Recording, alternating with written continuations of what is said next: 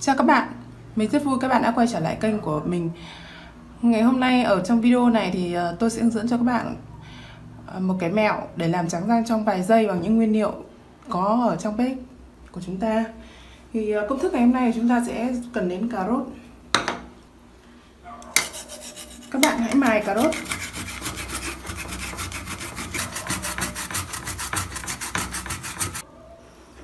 Chúng ta đã có nước ép và đã có cà rốt bào mỏng. Tiếp theo chúng ta sẽ dùng nước ép của cà rốt.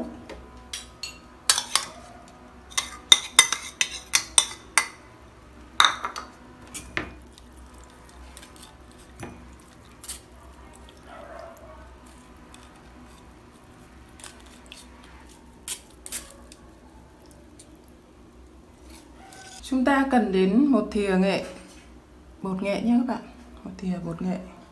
Chúng ta cần đến một thìa muối baking soda. Chúng ta cần đến vỏ chuối.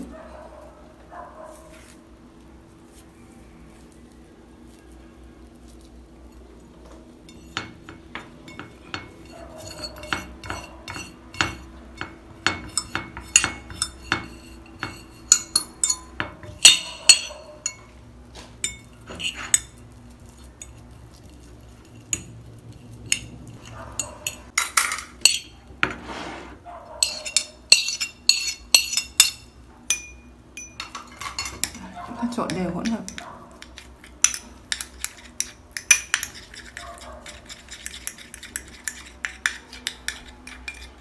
Rồi, bây giờ tôi sẽ hướng dẫn các bạn cách sử dụng. Đầu tiên chúng ta hãy sử dụng đến dầu dừa để trải vào răng. Chúng ta sẽ cần một lượng dầu dừa. Sau đó các bạn trải vào răng trước khi các bạn hãy trải dầu dừa như thế này vào răng và đều toàn bộ răng. Và sau đó các bạn lấy hỗn hợp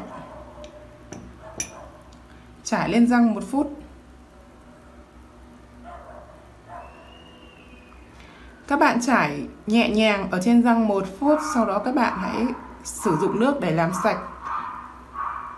Một ngày này các bạn hãy thực hiện 2 lần với cái công thức này và thực hiện đều đặn trong 1 tuần. Thì sau một lần sử dụng các bạn cảm nhận thấy rằng cái hàm răng của mình sẽ trắng như ngọc trai. Và với cái nguyên liệu này thì sẽ phù hợp với tất cả mọi người và phù hợp với tất cả mọi lứa tuổi. Cái nguyên liệu này thì chúng ta sẽ dùng trong 1 tuần. Chúng ta sẽ bảo quản ở ngăn mát tủ lạnh và sẽ dùng vào hàng ngày. Sau một lần sử dụng chỉ cần vài giây thôi, chưa đến 1 phút, các bạn sẽ cảm nhận hàm răng của mình trắng khỏe và giảm các bệnh về răng miệng.